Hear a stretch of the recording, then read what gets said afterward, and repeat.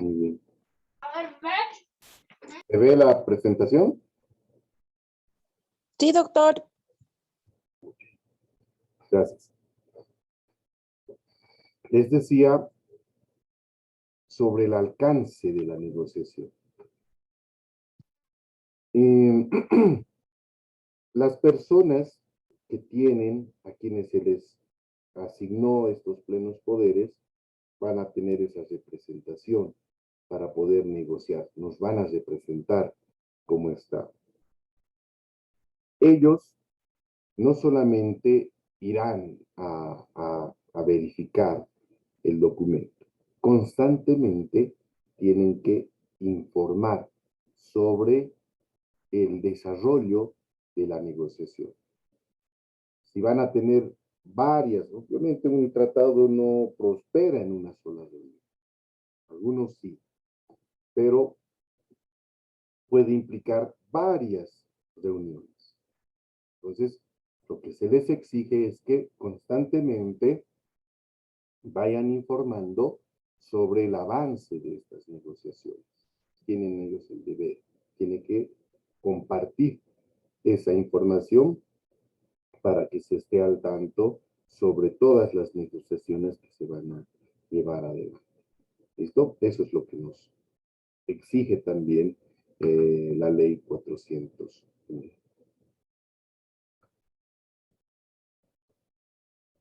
Entramos a una tercera etapa, la adopción del texto.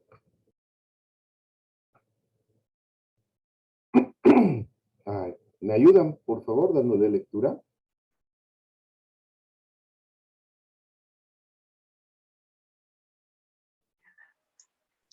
Doctor, Por favor. adopción del texto artículo 9, convención. La adopción del texto de un tratado se efectuará por consentimiento de todos los estados participantes en su elaboración, salvo lo dispuesto en el párrafo 2.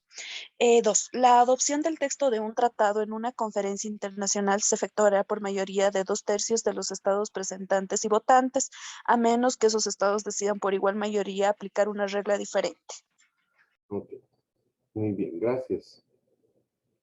El tema de la adopción, ya les decía, es plasmar justamente el contenido del tratado.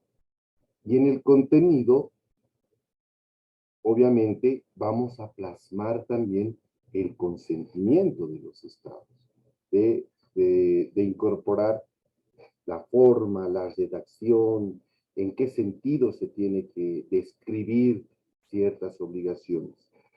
Al momento de elaborar ya el documento, se entiende que estamos plasmando nuestra voluntad, ¿no? Se plasma la voluntad de los estados a través de sus representantes para tener un texto aceptado por ambas partes en esta primera etapa. Nos dice también el artículo 9 de la Convención de Viena en el punto 2 que en el caso de una conferencia internacional donde participan muchos estados, varios estados, para que se adopte el texto, imagínense, 50 estados, 100 estados que quieran elaborar un documento, cada uno va a querer redactar a su forma, a su estilo, de acuerdo a lo que él decida, pero pone como una regla que se adopte por mayoría de 2/3 de los estados que están presentes y que pueden votar. ¿Listo? Esa es una regla. Entonces, de alguna forma, ayuda esta disposición para que puedan llegar a ciertos acuerdos, será por votación, para ver cuál es el texto más acorde y que sea más aceptado por esta mayoría que nos pide la Convención de Viena. La teoría nos dice que la adopción del texto es una etapa que le sigue a la negociación. La negociación ya hemos visto que es encontrar esos acuerdos puntuales. A partir de esos acuerdos que se constituyen en un esqueleto, ya vamos a ir redactando el texto, cuidando y manteniendo el no modificar tal vez o no afectar en el texto, en la redacción, los elementos centrales que hemos acordado con el otro Estado. ¿Listo? Eso. Nuestra ley 401 nos dice que una vez que se elabore el texto de un tratado, esta persona que nos representa como Estado va a sentir la redacción, ¿no? Va a aceptar esa redacción en señal de adopción del tratado, que luego autenticará mediante las diferentes formas que vamos a ver cómo se autentifica un texto de un tratado.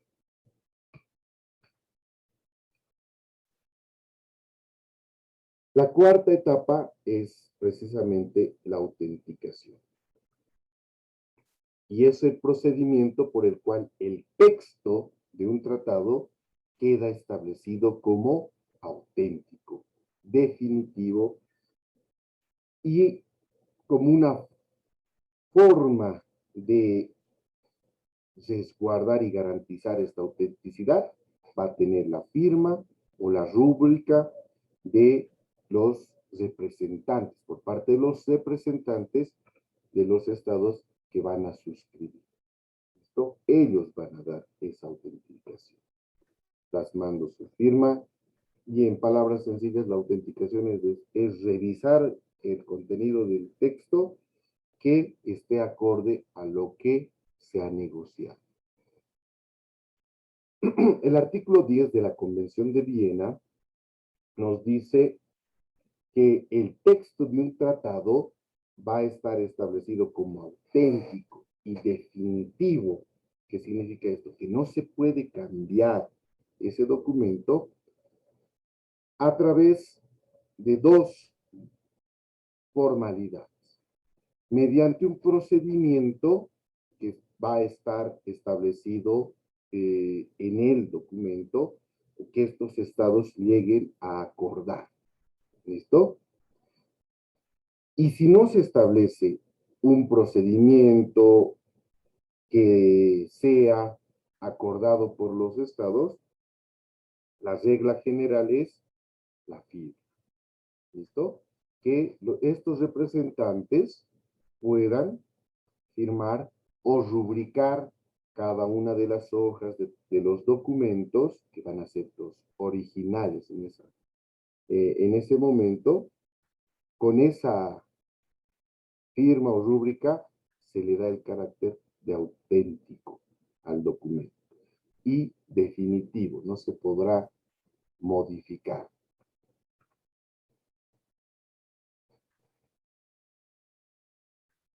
La ley 401 nos dice, respecto a la autenticación, que ocurre en los momentos que hace un momento, perdón la redundancia, que ya hemos mencionado y que están establecidos en la Convención de Viena. ¿Listo? Se han acordado los estados determinar cómo se va a proceder para la autenticación, se respeta esa voluntad. Si no han acordado, se acude a la firma. ¿Listo? La ley nos da dos momentos o dos situaciones que se puedan presentar. En el caso de la firma sujeta a ratificación, se deberá negociar un tratado cuya obligatoriedad también se sujete a su ratificación. ¿Qué significa esto?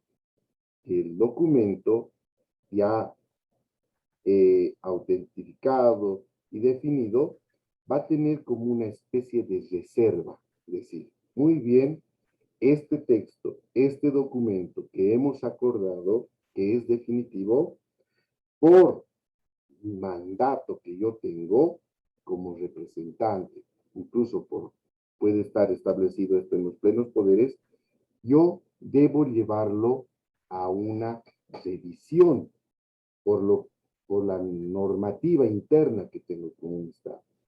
Y esa revisión procederá posteriormente a expresar una ratificación, a que se ratifique a través de otra instancia este documento. ¿Listo? Esa es una primera condición. La segunda se refiere a la firma ad referendum. ¿Qué significa esto?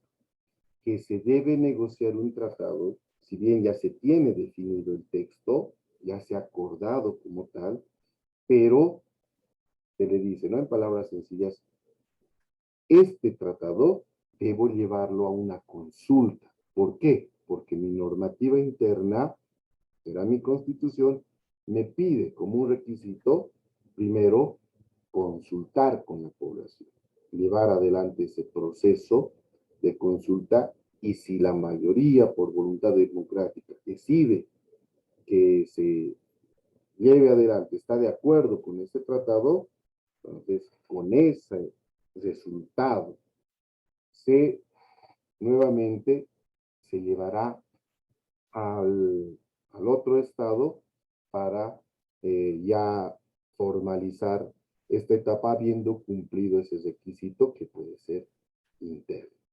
¿Listo? ¿Se entiende estas dos situaciones? ¿Alguna pregunta?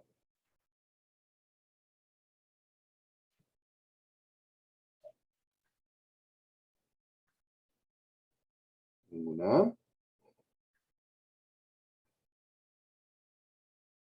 Cuidado, se confunde. Muy bien. Pasamos a la quinta etapa, la manifestación del consentimiento. El artículo 11 de la Convención de Viena nos dice cuáles son las formas de manifestar el consentimiento. Puede ser a través de la firma, puede ser a través de un canje de instrumentos que constituyan un tratado o la ratificación que hace un momento hemos mencionado, puede ser a través de una aceptación, puede ser a través de la aprobación o la adhesión. ¿Listo? Son formas de manifestar el consentimiento y están establecidas en el artículo 11 de la Convención de Viena. Vamos a ver en qué consiste cada una de estas formas de manifestar el consentimiento. La ley 401, ya en nuestro contexto nacional, nos dice también que el consentimiento para obligarse respecto a un tratado se va a manifestar a través de el intercambio de notas diplomáticas. ¿Qué significa esto? Que se le comunicará al Estado a través de esta nota la el consentimiento, la voluntad de que el tratado ha sido aceptado. Esto es una formalidad que se puede presentar a través de este intercambio de notas diplomáticas. Y se esperará también que el otro Estado nos remita un documento con similares características para que se archiven, se resguarden y se digan, este texto ya está, ya tiene la manifestación de su consentimiento con estos documentos de respaldo, con estas notas. La nota que nosotros hemos remitido expresando justamente nuestro consentimiento y la nota que hemos recepcionado del otro estado. ¿No? Es, puede ser a través del canje o depósito del instrumento de ratificación. ¿Qué significa esta etapa? Que si ya tenemos un texto acordado, pero previamente nos hemos mencionado la necesidad de llevar a una ratificación para que se exprese el consentimiento, cuando se formalice ya esa ratificación, será a través de una ley nacional. Ese documento, en este caso, esa norma, esa ley, será remitida hacia el otro estado según donde se ha acordado hacer la entrega, por eso se llama el depósito, se entregará con la norma, con la ley que ratifique a este tratado, expresando de esa forma nuestro consentimiento, ¿no? Puede ser también a través de la aceptación, puede ser a través de la aprobación o de la adhesión. Vamos a ver a cada una de estas formas de expresar nuestra voluntad sobre el consentimiento. ¿Sí? ¿Alguna pregunta? ¿Hasta ahí?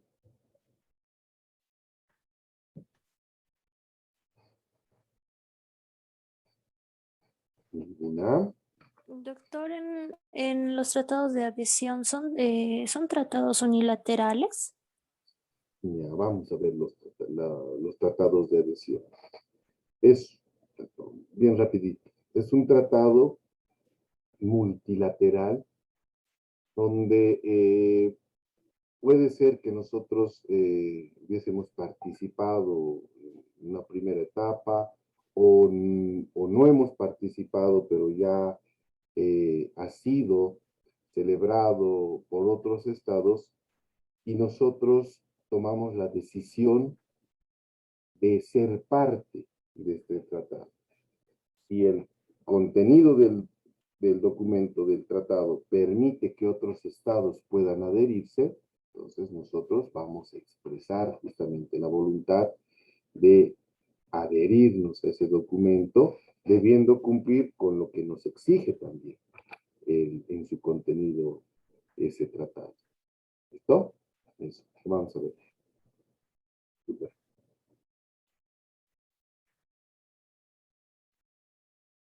¿Algo más? ¿Algún comentario?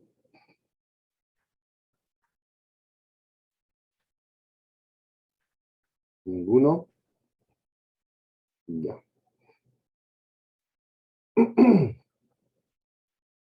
El consentimiento de un tratado o de un estado respecto a un tratado se puede manifestar mediante la firma del representante. Toda esa persona que ha ido a negociar a tiempo de autentificar el documento, también si tiene el pleno poder para ya de una vez expresar el consentimiento, obviamente lo puede hacer, estampando su firma en el documento. Eso nos dice el artículo 12 de la Convención de Viena. La firma es un elemento muy importante, tiene efectos jurídicos, lo conocemos, ¿no? Nosotros a nivel personal utilizamos la firma para expresar nuestra voluntad ante un documento, ante un contrato, un convenio, qué sé yo, ante diferentes documentos que podemos suscribir.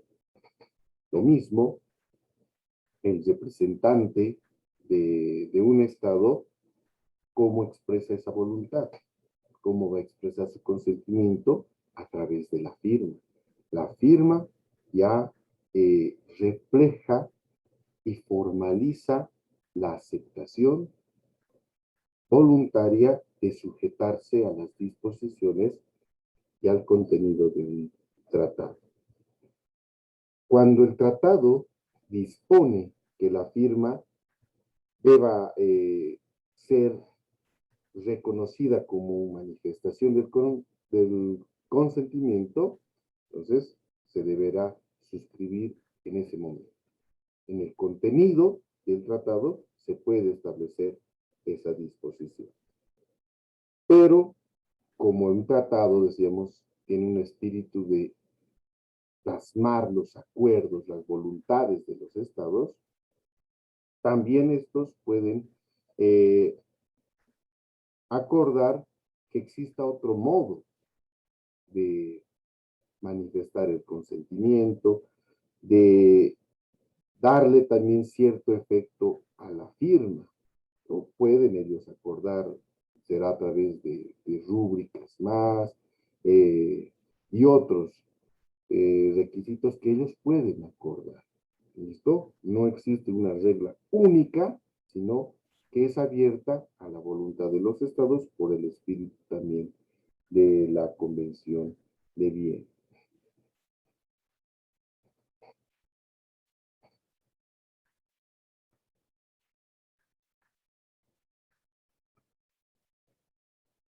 Decíamos que la manifestación del consentimiento también se puede dar a través del canje de ciertos documentos. El artículo 13 de la Convención de Viena hace mención a esta posibilidad.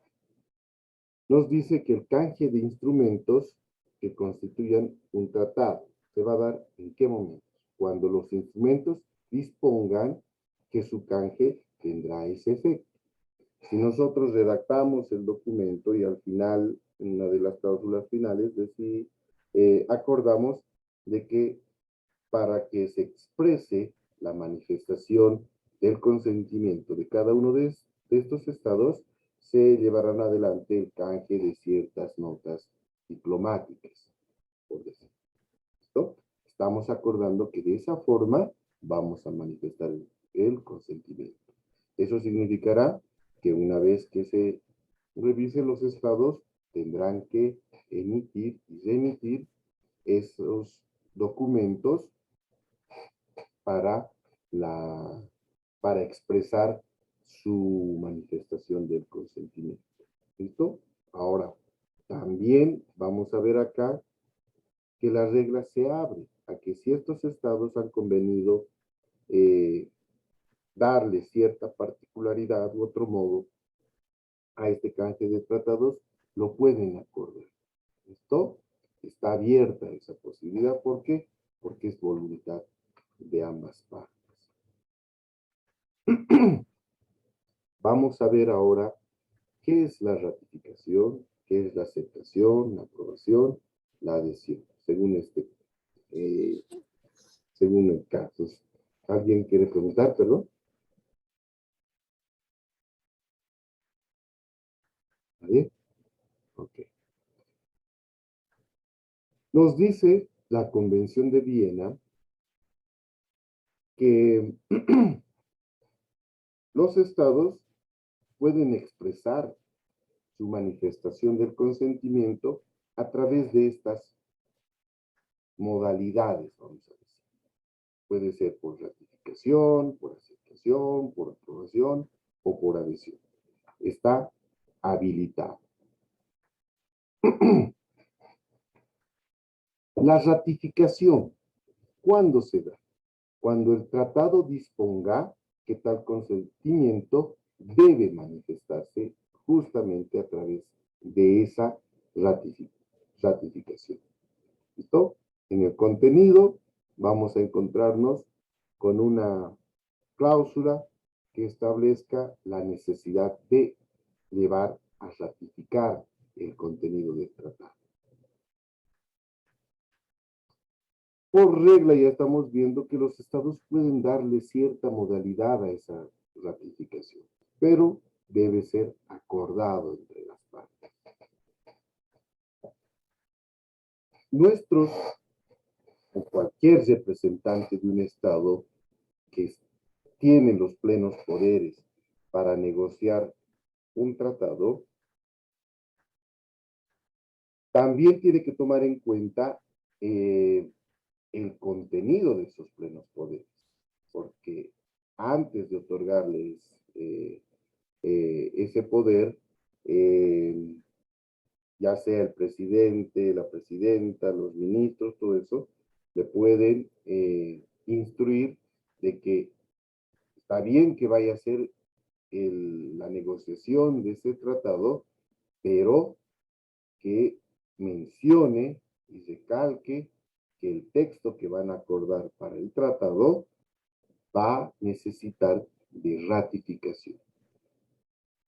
Y por esa instrucción que va a estar en el documento de los plenos poderes, obviamente el representante o los representantes van a dar a conocer a sus similares. Dirán, señores, por la característica del documento, me voy a reservar o vamos a llevar adelante toda esta etapa de la negociación, pero con reserva de ratificación, que va a ser el requisito para que luego pueda entrar en vigencia.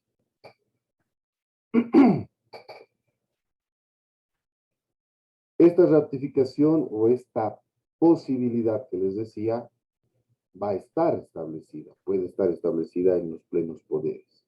¿Listo? Y es deber de los representantes de expresar, pero también del otro estado, de, obviamente, revisar y percatarse del alcance que van a tener los plenos poderes. Cuando se entrega, decíamos, estamos siendo en una etapa de negociación, soy el representante para suscribir un determinado tratado, según lo que se ha acordado, voy a presentar los plenos poderes, ese otro estado revisará y dirá, muy bien, está autorizado para que pueda hacer la negociación, pero en sus plenos poderes nos dice que se va a reservar el uso de la ratificación como forma de manifestar su consentimiento. Entonces ya va a tomar en cuenta. Lo mismo también ocurrirá en nuestro caso. Revisaremos los plenos poderes de los representantes de otros estados. La Constitución Política del Estado, en el artículo 257, nos dice: los tratados internacionales ratificados van a formar parte del ordenamiento jurídico interno con rango de ley. ¿Qué significa esto? Que ya la Constitución te dice, tú puedes celebrar ciertos tratados, tienes la posibilidad, será el Ejecutivo quien realice estas negociaciones, llegue a celebrar los tratados. Pero para que sean parte del ordenamiento jurídico interno, van a necesitar la ratificación por parte de la Asamblea Legislativa Plurinacional. Y van a requerir, en algunos casos, la aprobación de un referéndum popular con un carácter vinculante, que va a ser previa incluso a la ratificación, aquellos tratados que estén relacionados en 4 aspectos centrales, por temas limítrofes. ¿No? Esto. Actualmente nuestros límites están definidos por tratados ya anteriores, vamos a decir, producto de ya esa etapa después de haber perdido ciertos conflictos bélicos con otros estados o a través de acuerdos diplomáticos. Pero como una forma de resguardar, la Constitución te dice, en un futuro, si de alguna forma se tiene que revisar nuevamente los límites, esto no es una tarea solo de un órgano, el Ejecutivo, ni es una tarea propia del presidente ni de cualquier ministro. Esto tiene que ser consultado con la población. ¿Listo?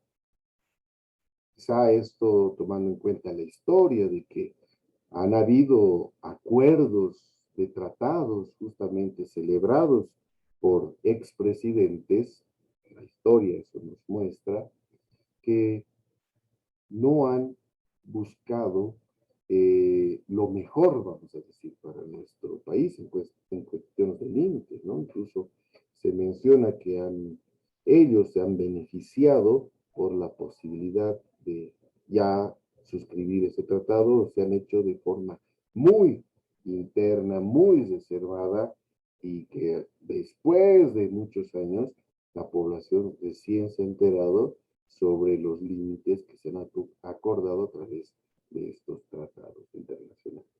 ¿Listo? Un requisito. O en los casos de límites se llama un referéndum previo a la ratificación. Segundo, en temas de integración monetaria. ¿Qué significa esto? Algo similar a lo que ocurrió en Europa, ¿no? Con la Unión Europea, cuando los estados deciden tener una sola moneda, como es el euro. Si a nivel sudamericano los estados deciden tener una sola moneda que sea la de libre circulación y que se utilice en todos los países o en una parte de la región sudamericana, esa decisión de integrarse monetariamente con los otros estados también debe ser consultada a través de un referéndum a la población. La población votará si está o no está de acuerdo sobre esa posibilidad de integrarse monetariamente. Tercero, la integración económica estructural. Si nos vamos a integrar a través de una política, un modelo económico también regional o continental, esa decisión debe ser consultada con la población para que a través de ese referéndum se tenga la autorización de llevar adelante. Y finalmente, cesión de competencias institucionales a organismos internacionales o supranacionales en temas de integración. ¿Qué significa esto? Explicamos. Cuando se decide constituir un organismo internacional y a ese organismo internacional le vamos a ceder ciertas competencias que son propias del Estado, de nuestro Estado, de nosotros. ¿Listo? Para que él se haga cargo y obviamente tome ciertas medidas. En ese caso, también se debe consultar a la población. ¿Listo? ¿Entiende? ¿Preguntas?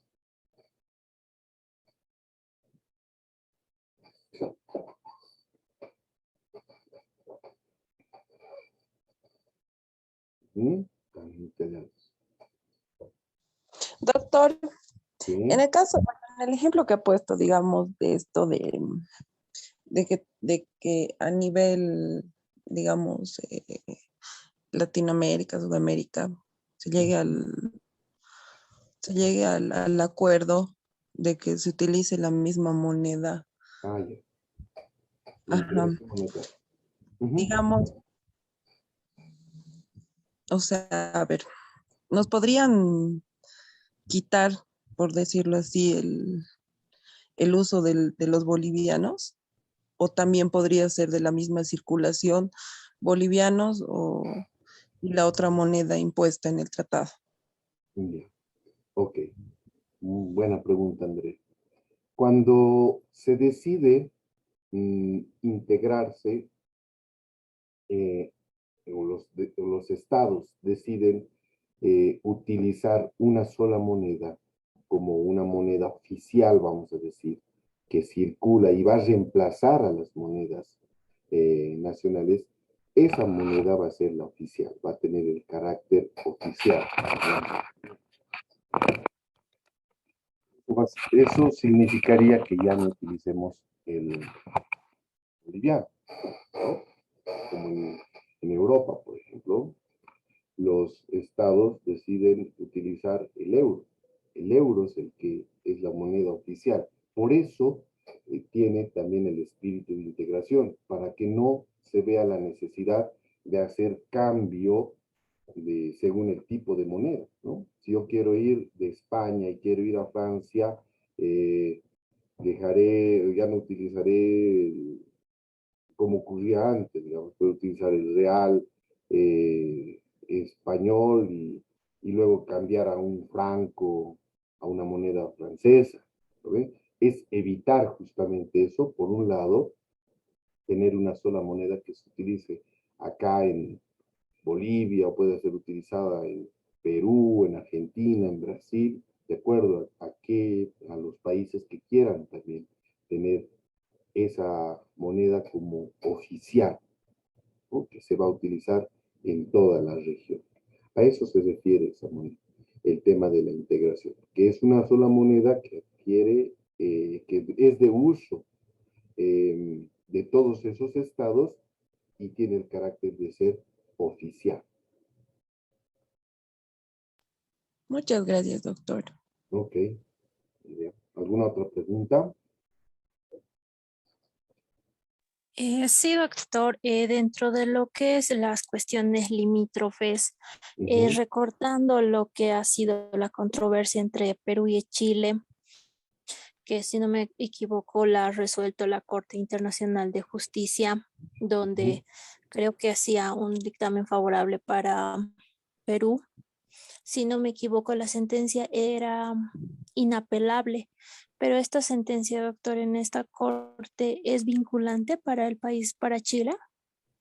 Ok, muy buena pregunta, Vivian. Vamos a ver justamente ese caso. Les voy a explicar con mayor propiedad sobre la delimitación en las costas marítimas. Eso vamos a ver en el derecho marítimo. Pero ya entrando a lo que tú preguntabas, al ser los dos estados, eh, han reconocido la competencia, se han adherido a esa convención de la Corte, eh, ellos asumen también la obligación de aceptar las decisiones de la Corte. ¿Listo? Recuerden que Chile en su momento quería eh, salirse del alcance, ¿no? Dejar de ser parte de la Corte de la Haya, producto de esa sentencia. Pero, ¿qué significaba? Como es, eh, este caso ha sido conocido y atendido cuando Chile ya por norma es parte, ha aceptado la competencia de la Corte, por más de que decida retirarse, este caso ya ha sido resuelto, ya ha sido fallado, debe ser aceptado por este Estado. ¿Listo? Y desde que este país decida ya no ser parte de la Corte de la Haya, ya no reconocer su competencia, lo futuro que se llegue a presentar ya no podría generar obligatoriedad de, de aceptación, de reconocimiento de estos fallos. ¿Listo? Pero se aplicará desde ese momento en adelante. Pero el fallo ha sido emitido cuando Chile reconocía, ¿no? Estaba en plena vigencia ese reconocimiento de la Corte. Por ende, tendría que cumplir. Doctor, ¿Sí? entonces en este caso, para que Chile deje de ser parte de lo que es la Haya, tendría que haber celebrado un referendo vinculante, un referendo popular vinculante. Ahí no se confunde, ¿ya? Es importante lo que ahora mencionas. Esto de la ratificación que estamos viendo en esta parte, lo voy a marcar. Esto es para nosotros, para Bolivia solamente, porque esto está en nuestra constitución. ¿Ok? En estos casos, la constitución nos dice, en estos 4 casos, por temas limítrofes, por cuestiones de integración monetaria, tema de integración económica o cesión de competencias, necesitamos referéndum. Necesitamos nosotros referéndum para que se negocien esos tratados. ¿Listo? Pero en Chile o en los otros estados puede ser diferente, quizá no tiene esta previsión. Tendríamos que ver qué dice su constitución o qué dice alguna ley que tenga ese otro estado. ¿Ya? Esto es solamente para nuestro caso, para Bolivia. ¿Listo? No se confundan. Ya, doctor, gracias. No, súper, mejor que lo hayas identificado para que no se queden con esa idea que puede generar confusión. ¿Ok? Muy bien. ¿Alguna otra cosa más? ¿Pregunta? ¿Vemos? Antes de pasar, les voy a pedir unos minutitos más después para cerrar esta partecita de la ratificación. ¿Listo? Ya se va a cumplir nuestro segundo tiempo.